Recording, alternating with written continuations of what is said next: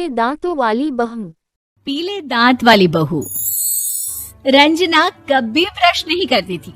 उसे कितनी बार उसके माँ बाप ने डांटा, लेकिन उसका कोई असर उस पर होता ही नहीं था, जिस कारण से उसके दांत पीले पीले हो जाते हैं। शादी के बाद। अरे बहू, वैसे तो तुझ में कोई कमी नहीं है, पर तेरे दांत इतने पीले कैसे हैं बेटा? कैसे मतलब?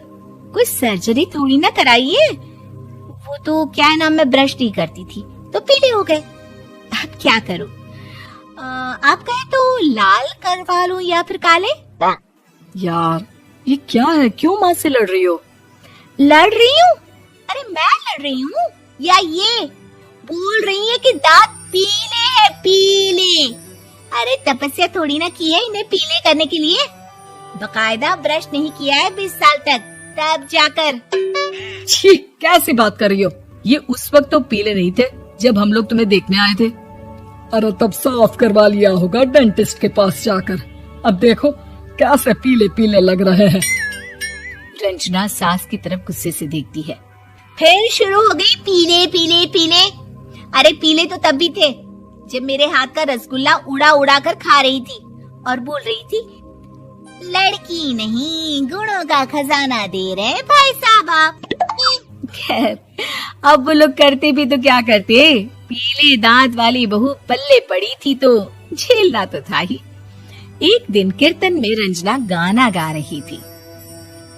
अरे कमला बहन, माँ का द्वार है, यहाँ तो सब शुद्ध होकर आते हैं, फिर अपनी बहू को ब्रश भी नहीं करवाती तुम। दूर से पीले पीले दांत भक्ति में बाधा उत्पन्न कर रहा है। अरे कोई 2 साल के बच्चे थोड़ी ना लेकर आई हूँ मैं बहू बनाकर। अच्छी खासी लड़की है, अरे कैसे करवाऊं ब्रश? ये तो उसे खुद करना चाहिए ना। अब माँ बाप तो इसके जैसे तैसे निपटा दिए, ये नहीं सोचा कि सास कैसे संभालेगी।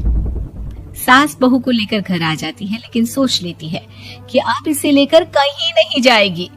अगले रोज बहू कहती है, अरे क्या हो गया, मंदिर नहीं जाना क्या? कीर्तन का वक्त हो रहा है। मेरी मधुर वाणी से कान्हा जी जागते हैं और सोते हैं। आप तो जानती है ना उनकी भक्ति में कितना मन लगता है मेरा। वो क्या है ना, तबीयत ठीक नहीं लग रही है मेरी, आराम करूंगी मैं। तबीयत ठीक नहीं लग रही? अभी तो मिथुन के गाने पर नाच रही थी आप, और आप बोल रही है कि तबीयत ठीक नहीं लग रही। अरे भक्ति में मन लगा लो सासू माँ, ऊपर जाना है, क्या मुंह दिखाओगी आप? हाँ? सास को बहू की बात पर गुस्सा आ जाता है। मैं क्या मुंह दिखाऊंगी, इसकी चिंता तो ना कर, समझी? अपने मुंह की चिंता कर, जो ये पीले पीले दांत लेकर हर जगह पहुंच जाती है। पता है लोग कितना मजाक बनाते हैं। ना जी ना, मैं नहीं जाना कहीं तेरे साथ। तो ये बात है। कोई ना, मत जाओ, मैं अपने कमरे में ही बैठकर भक्ति कर लूंगी। ऊपर वाला दांत थोड़ी ना देखता है, मन देखता है, भावना देखता है। और अरे बस बस, तू सब कुछ दिखा, बस ये सफेद चमकदार दांत ना दिखाना किसी को, है? जा यहाँ से। बहू को सास की बात का कोई फर्क नहीं पड़ता, वो तो जैसी थी वैसी ही रह जाती है। सुबह नहाकर किचन में खाना बनाना, फिर खाना खाना, कीर्तन भजन करना और सो जाना। एक दिन, माँ जी मैं सहेली के घर जा रही हूँ, शाम को लेट आऊंगी।